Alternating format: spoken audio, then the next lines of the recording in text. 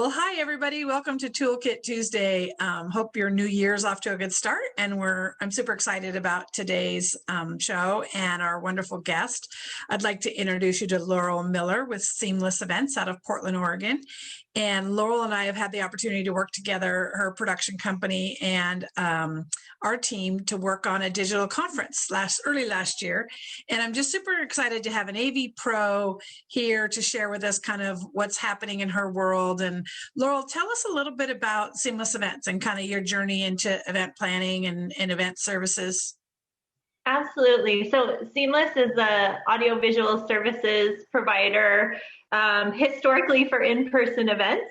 And we made the left turn, or is it a right turn? I don't know, into virtual events last spring. That seems so far ago and also so close now. And have done quite a bit of conference work, as well as like nonprofits and galas and awards type things. We have a studio in Portland where we can film out of, and we did a toolkit down there in the spring last year, which was really cool. And we also do remote recording and help with platform setup and development.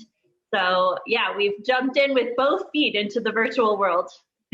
Well, I love that we have women at the helm of these tech companies. It just warms my heart. I'm the worst probably offender of saying, call the tech guys, and or we'll need to get a tech guy to do that. And I'm so happy that I'm having to change my own vernacular to say, get the tech women in here, the tech gals, the pros at this. So congratulations on running a successful, production company and being flexible enough to have your team and your actual venue facilitate virtual meetings. It's been, like you said, quite a transformation into supporting virtual events, but super critical. And I think one of the first things I wanted to share was one of my frustrations, even with live events, was having a client understand the investment in great audiovisual tools, teams, production support. They would get so focused on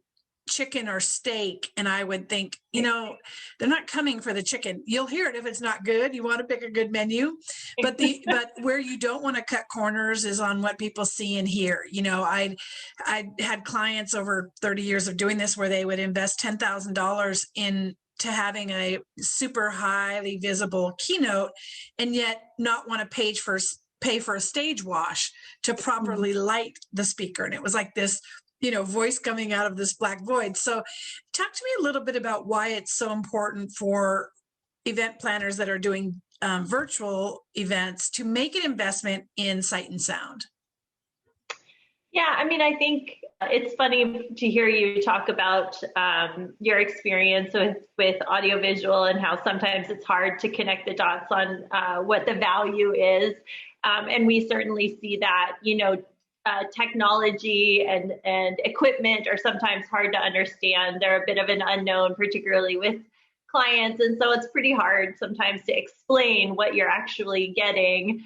And so we're so thankful to have planners like you that really understand it and know, value of it, and that can help kind of bridge that gap for the clients. In the virtual world, it's been really interesting. I would call it the rise of AV in a lot of ways. I would say in the past, if we didn't hear anything, that means we did a good job. Like if the client comes back to us, a lot of times that meant something didn't go right. Normally, and if you get a compliment, you must have done something really amazing.